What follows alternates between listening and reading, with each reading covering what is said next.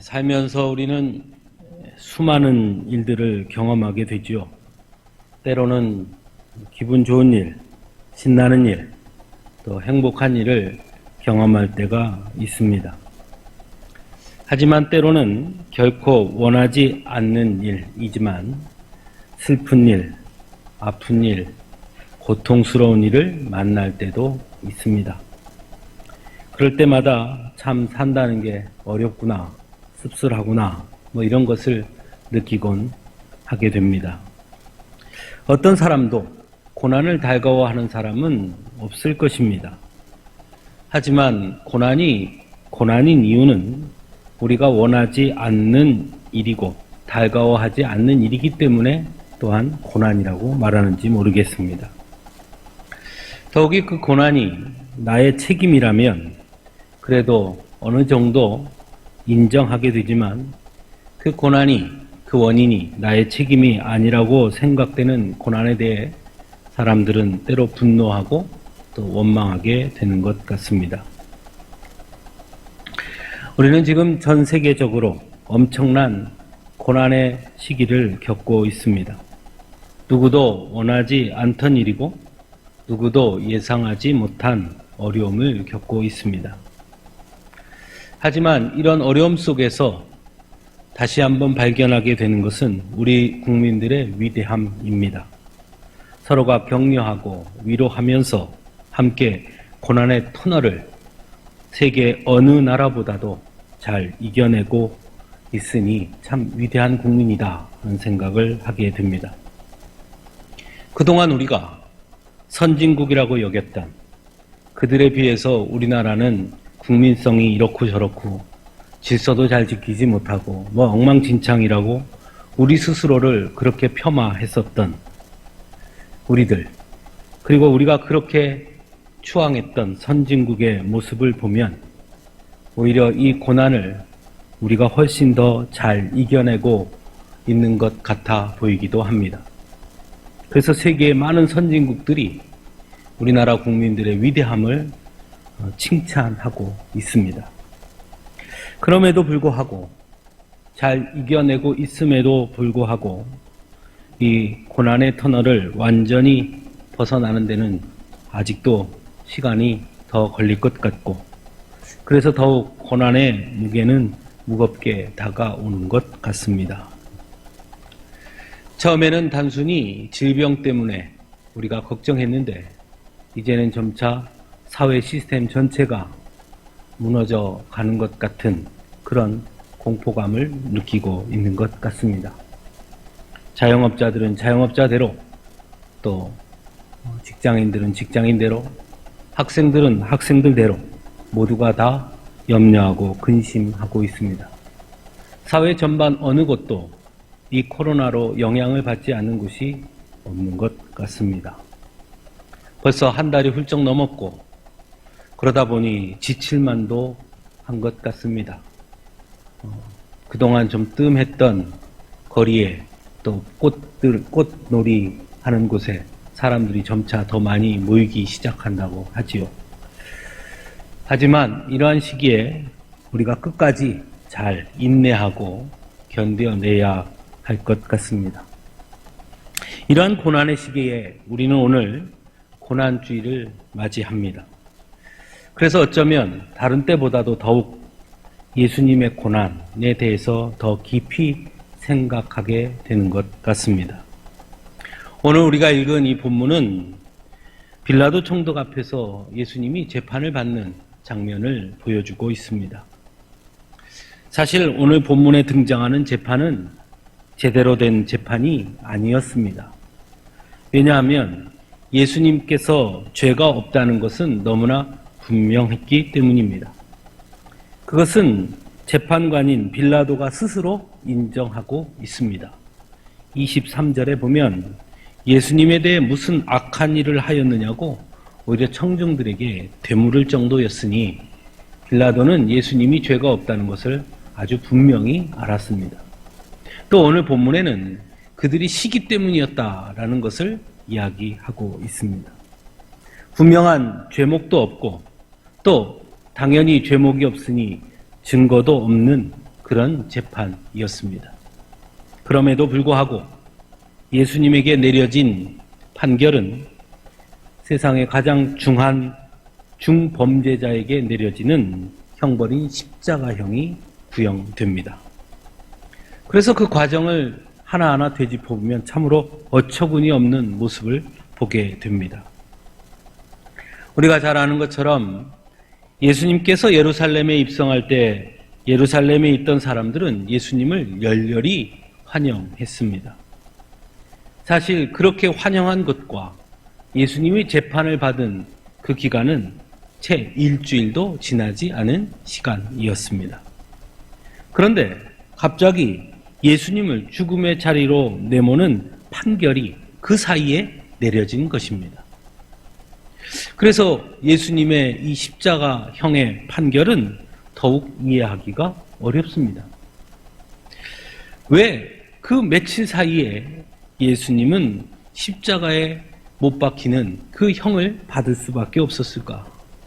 그런 생각을 할 수밖에 없습니다. 과연 예수님을 십자가에 못 박히도록 그럼 그렇게 예수님을 넘겨준 자들은 누구이길래 예수님은 십자가에 못 박힐 수밖에 없었는가 생각해 보게 됩니다. 오늘 본문에 보면 먼저 예수를 십자가에 못 박으라 라고 외치는 자들이 등장합니다. 본문에서는 그들을 두 가지로 부릅니다. 하나는 무리라고 표현하고 뒤에는 백성이라고도 말합니다. 과연 본문에 등장하는 이 무리, 백성이라고도 하는 이들과 예루살렘에 예수님께서 입성했을 때 호산나 호산나 하며 종려나무가지를 흔들었던 그 예수님을 환영했던 사람들, 그 무리, 그 백성들은 같은 사람이었을까 생각해 봅니다. 예루살렘에 예수님께서 입성하신 후 바리새인과 서기관 그리고 대제사장들과 장로들은 예수님을 잡으려는 시도를 몇 차례 합니다. 하지만 그때마다 그들이 예수님을 잡지 못했던 이유에 대해서 성경은 이렇게 얘기합니다. 예수를 잡으려 하나 밀란이 일어날까 두려워 이 표현을 합니다. 즉 예수님을 잡으려고 했으나 그들은 포기합니다. 왜냐하면 백성들이 예수님을 지지하는 백성들이 너무 많았기 때문입니다. 따라서 빌라도의 법정에 있던 무리들은 예수님이 예루살렘에 입성하실 때 호산나 호산나 하며 종려나무가지를 흔들었던 그들은 그들과 동일한 무리들은 아니었다라고 볼 수 있습니다. 그렇다면 과연 오늘 본문에 등장하는 그 무리, 백성들은 누구일까 하는 문제가 생기죠. 본문 20절에 보면 이런 표현이 등장합니다. 대제사장들과 장로들이 무리를 권하여 바라바를 달라 하게 하고 예수를 죽이자 하게 하였더니 라는 말씀이 등장합니다. 즉 예수를 십자가에 못 박으라 소리치는 그들은 대제사장들과 장로들이 동원한 사람들이거나 또는 그들과 같은 목적을 지닌 사람들 또는 그들에 의해 조정받는 사람들이라는 것을 알 수 있습니다. 더군다나 빌라도 총독의 뜰에서 지금 재판이 벌어지고 있고 그 총독의 뜰에 올 수 있다는 것은 그 자체가 그 자리에 모이는 그들이 예수님이 만났던 지극히 평범했던 힘없는 백성들은 아닐 것이라 라는 것을 우리는 짐작할 수 있습니다.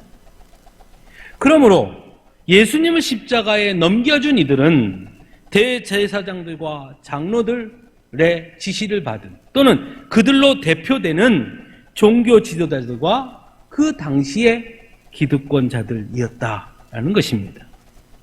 예수님이 바로 그들의 미움을 받았던 것이죠.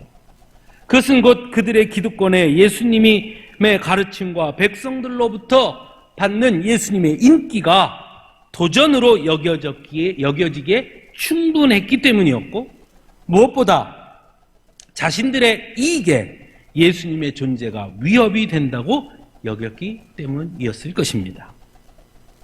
대표적인 사건이 바로 성전 정화 사건이라 할 수 있죠. 성전 정화 사건은 철저하게 그 당시 기득권자들의 이익에 반하는 행동이었기 때문이었습니다. 그래서 그들은 틈만 나면 예수님을 말 그대로 해치우고 싶어 한 것이죠. 그리고 결국 이렇게 자신들의 이익에 눈이 먼 자들로 인해 예수님은 십자가형을 받게 되었다라는 것입니다. 하지만 문제는 오늘 본문에 등장하는 이 대제사장들과 장로들은 사실 이처럼 장사치들처럼 이익에 눈이 먼 사람들이면 안 되는 사람들이다라는 것입니다.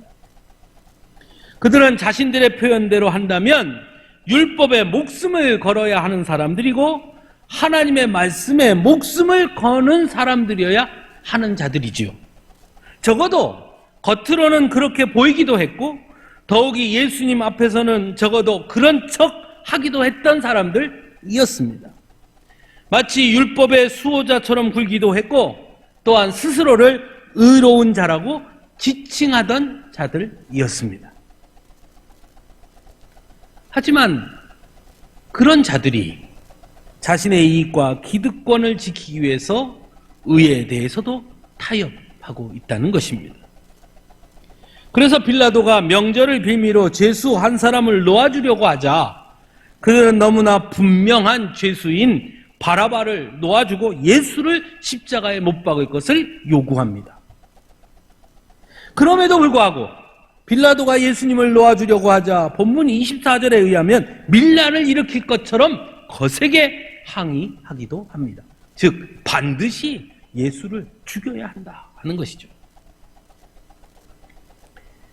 겉으로는 누구보다 의로운 자, 누구보다 율법을 지키는 자, 누구보다 하나님 말씀을 사랑하는 자처럼 보였던 그들의 내면의 실상은 자신들의 사회적 지위와 기득권이 그 어떤 것보다 중요했던 사람들이었다라는 것입니다.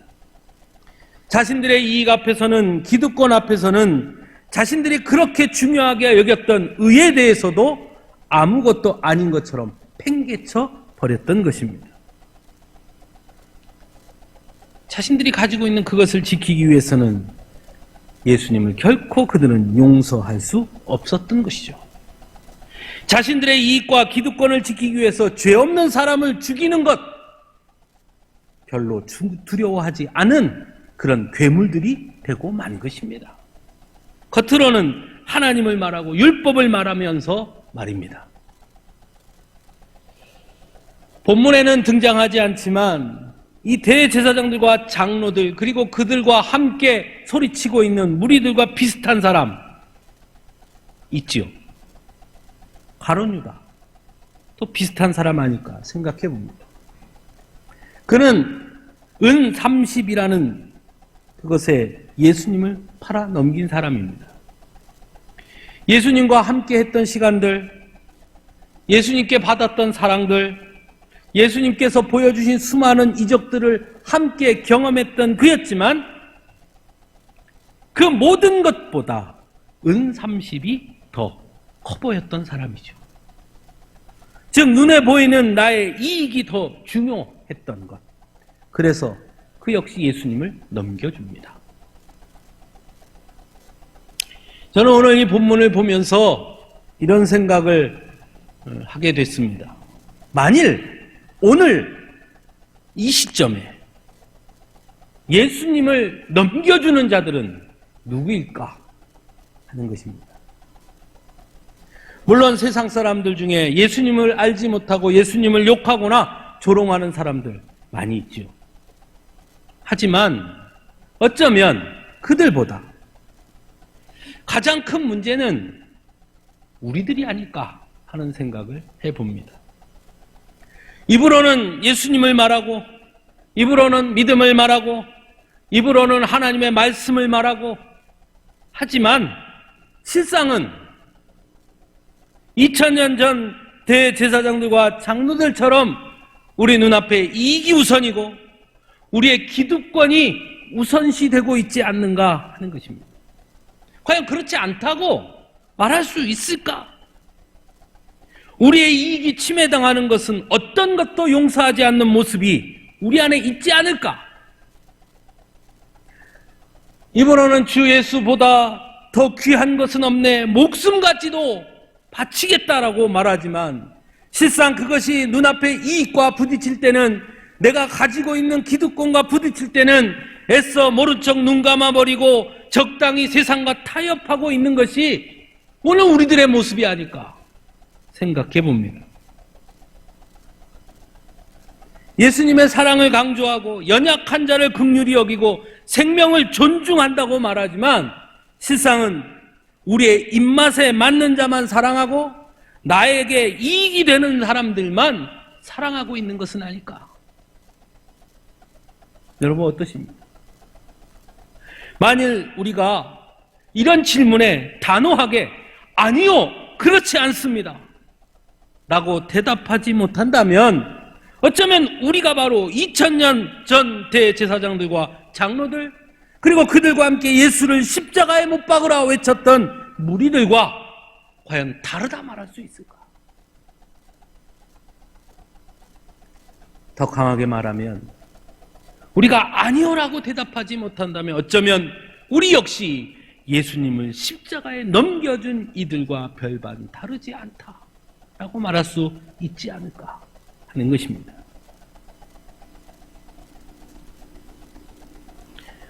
세상에는 의를 말하는 사람도 많고 정의를 말하는 사람도 많이 있죠. 이제 얼마 안 있으면 선거가 치러지는데 선거 때마다 다 똑같지요. 국민을 위해서, 정의를 위해서, 이 땅의 평화를 위해서. 근데 어떻던가요? 자신들의 이익을 위해서 사는 자들 아닙니까?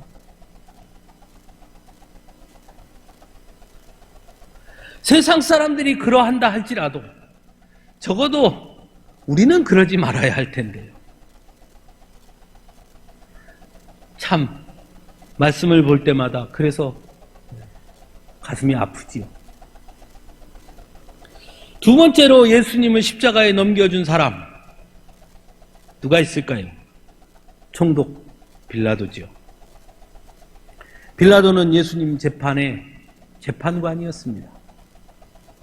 그는 그러므로 아주 공정하고 정의롭게 재판을 해야 할 책임이 있는 사람이었습니다. 그리고 그 재판은 철저하게 증거에 따라, 법령에 따라 재판하는 것이 마땅한 것이지요. 하지만 오늘 본문에 보여지는 그 재판정의 모습은 법도 없고 근거도 없고 그는 판결을 함에 있어 계속해서 조율을 하고 있습니다. 누구들과요? 바로 무리들과 말입니다. 이렇게 하면 어떨까? 안 돼! 그럼 이렇게 하면 어떨까? 안 돼! 그러면. 재판관으로서 정확하게 판결을 해야 할 빌라도는 오늘 본문에 보면 그저 손을 씻으면서 이 사람의 피해에 대하여 나는 무죄하다라고 말하며 자신의 책임으로부터 벗어나려는 모습마저 보여주고 있습니다. 또한 본인이 예수님의 죄가 없음을 알면서도 그런 예수님에게는 십자가형을 구형하면서 오늘 본문에 의하면 유명한 죄수라고 소개하는 바라바는 백성들이 놓아주라 하니 놓아주게 됩니다. 여기서 유명하다는 뜻은 아마도 모두가 그가 죄인이라는 것을 알만한 죄수라는 얘기고 그만큼 그는 누가 봐도 분명한 죄인이라는 것을 의미합니다. 이렇게 분명한 죄인을 놓아주는 것이죠. 자기가 스스로 죄가 없다고 말한 예수님은 십자가에 매달도록 하면서 말입니다. 왜 그랬을까요? 자신의 아내가 사람을 보내어 옳은 사람에게 아무 상관도 하지 마옵소서 오늘 꿈에 내가 그 사람으로 인하여 애를 많이 태웠나이다 라고 만류했음에도 불구하고 그는 왜 예수님을 넘겨주었을까요? 첫째는 재판관이 책임감이 없었기 때문이죠. 재판관이라면 아무리 사소한 재판이라도 최선을 다하고 공평하게 판결하는 것이 마땅한 일일 것임에도 불구하고 그러한 책임감이 그에겐 없었습니다. 또 한 가지는 빌라도에게 예수님이 별로 중요하지 않았기 때문이지요. 대제사장들과 장로들이 죽이기를 저렇게 원하는데 내가 굳이 문제를 만들 이유가 없다고 생각한 것입니다. 그저 빌라도가 볼 때 예수님은 자신이 지배하고 있는 유대 땅에 그저 한 사람에 불과했던 것입니다. 저 한 사람 그냥 끝내면 평안해질 텐데 내가 굳이 왜 저 사람에게 했던 것이죠. 예수님이 누구인지 분명히 몰랐습니다. 마지막으로 빌라도는 진실과 정의보다 사람들의 인기를 더 인식했다는 것입니다. 죄가 없음을 알고도 예수님을 놓아주려 했을 때 무리들이 마치 밀란이 일어날 것처럼 항의하자 그는 결국 그들의 요구를 들어줍니다. 눈에 보이는 사람들을 먼저 인식했고 인기를 먼저 생각했고 사람들을 두려워했던 것입니다. 그래서 빌라도는 예수님을 넘겨줍니다. 하나님은 우리에게 믿음의 사람으로 거룩한 자녀로 세상의 빛과 소금으로 하나님의 공의를 선포하며 정의와 진리를 추구하는 삶을 살라고 말씀하셨습니다. 너희는 그리스도의 향기다 말씀하셨고 그리스도의 편지다 라고 말씀하시기도 했습니다. 과연 우리는 예수님의 그 말씀에 책임을 지며 살아가고 있는가 하는 것입니다. 재판관이 그 재판관의 책임을 다하지 않을 때 죄 없는 예수님은 죽음을 맞이했습니다. 세상에 비친 우리가 그 빛된 책임을 감당하지 않을 때 세상은 어두워질 수밖에 없는 것입니다.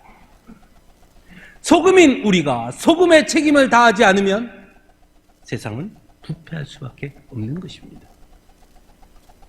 그런데 언제부턴가 우리는 우리의 책임을 다하지 않으며 자꾸 어두운 세상을 탓합니다. 우리가 책임을 다하지 않으면 하나님이 우리에게 부여해 주신 거룩한 자녀로서의 삶에 책임을 다하지 않으면 세상이 어두워지고 세상이 맛을 잃으면 그것은 누구의 책임입니까? 세상에 비치고 세상의 소금인 우리의 책임 아니겠습니까?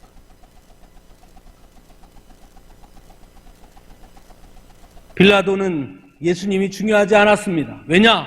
예수님이 누구인지 몰랐기 때문에. 적어도 우리는 예수님이 누구인지 압니다. 적어도 우리는 이 세상의 주권자가 하나님이신 줄 압니다.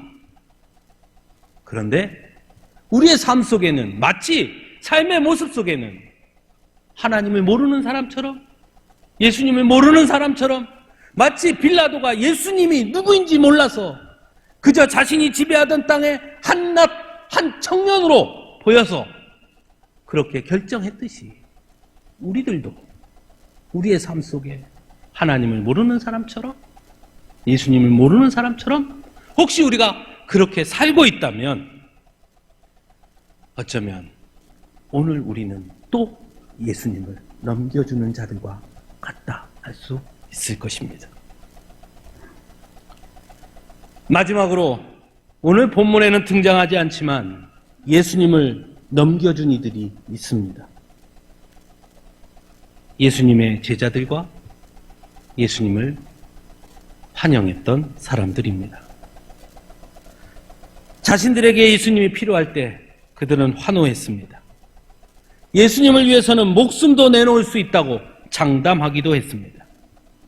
하지만 막상 예수님께서 잡혀가시자 그들은 아무것도 하지 않습니다. 제자들은 도망가기에 급급했고 목숨까지도 아끼지 않겠다고 호언장담했던 베드로는 몰래 숨어서 지켜보기만 할 뿐이었고 그러다 들키자 예수님을 모른다고 3번이나 부인했습니다. 그들은 어느 누구도 적극적으로 예수님을 십자가에 못 박으라 외치지는 않았을지 모르지만 그렇다고 적극적으로 예수님을 지켜주지도 않았습니다. 영광의 자리, 은혜의 자리에서는 예수님을 따랐지만 고난의 자리에서는 그들은 모두 같이 예수님을 외면했습니다. 예수님 십자가를 지신 예수님 곁에 그들은 없었습니다. 좋을 때는 예수님 곁을 지켰지만 고난의 순간에는 예수님을 버린 사람들이었습니다. 왜 그랬냐고요? 이유는 분명했습니다. 내가 죽게 생겼는데 이거였습니다. 내가 죽게 생겼는데 지금 무슨 이들은 적극적으로 예수님을 넘겨준 이들은 아니지만 그러나 예수님이 십자가에 달리신 그 책임을 과연 그들이 없다고 말할 수 있겠습니까?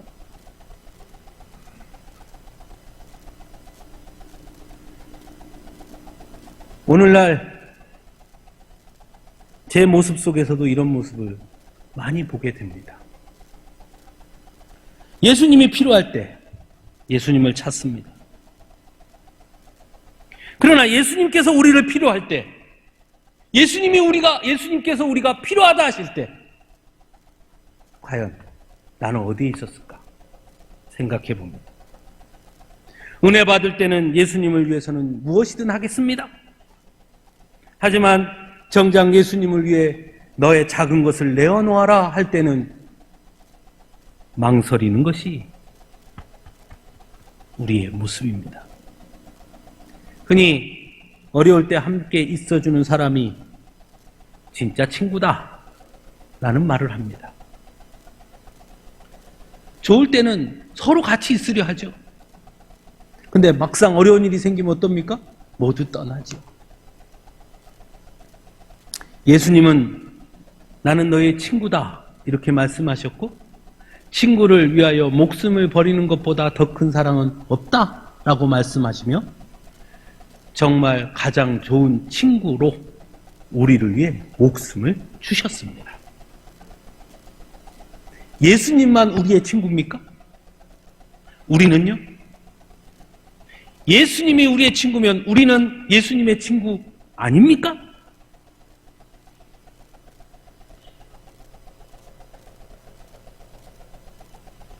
우리는 과연 예수님을 위해 무엇을 내어놓지요?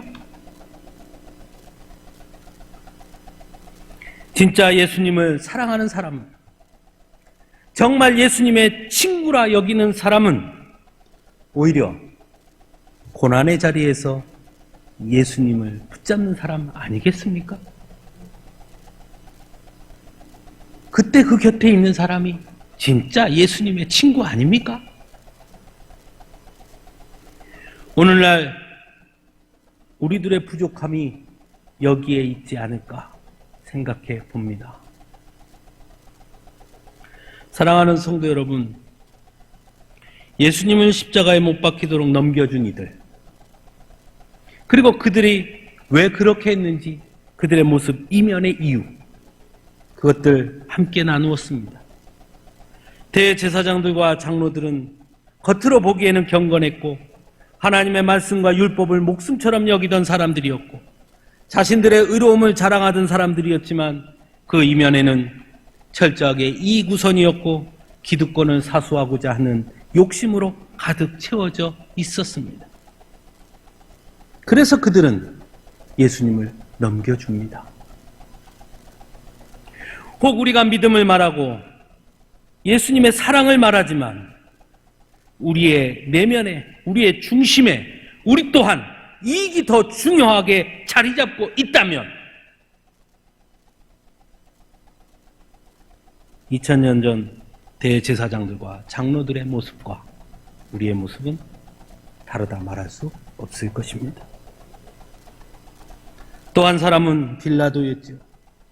빌라도는 자신에게 주어진 책임을 다하지 않았습니다. 그는 생명에 대한 존중이 없었습니다. 철저하게 사람들의 눈을 의식했던 사람이었습니다.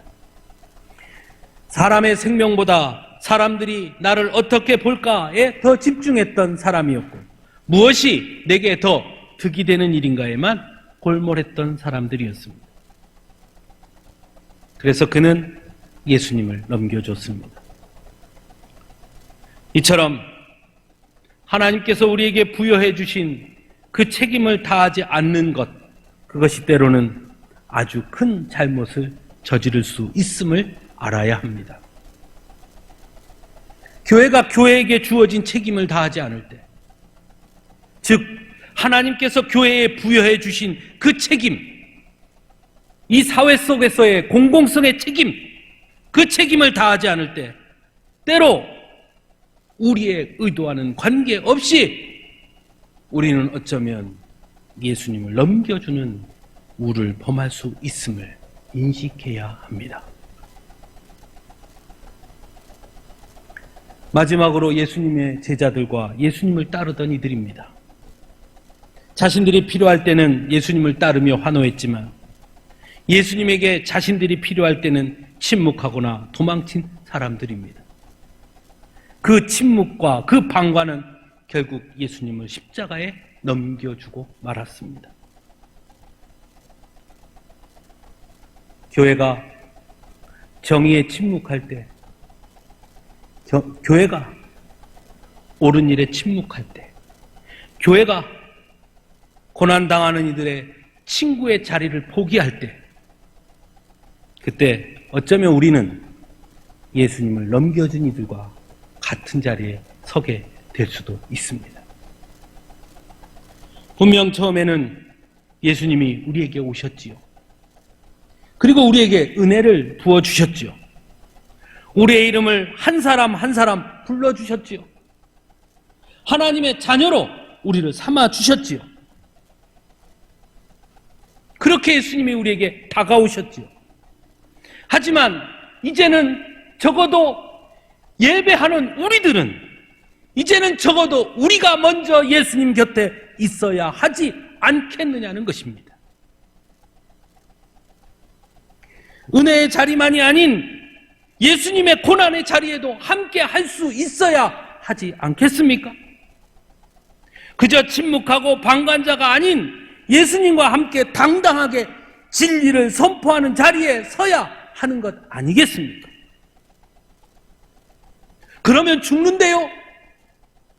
그러면 힘든데요? 그러면 아픈데요? 그래서 아프고 힘들다고 할지라도 그 고난의 길에 함께 서는 것이 예수님의 친구 아닙니까? 사랑하는 성도 여러분, 이 한 주간 고난 주간입니다. 예수님의 고난의 자리에 나는 어떻게 설 것인가? 내게 주어진 책임은 무엇인가? 예수님이 내게 손 내미시는 자리가 어디인가? 그 자리가 어디든 주님의 친구인 나는 주님이 있는 곳에 함께 하리라 다짐하는, 결단하는 우리들이 되기를 간절히 바랍니다. 이 시간 모두 함께 사도신경으로 우리의 신앙을 같이 고백하겠습니다.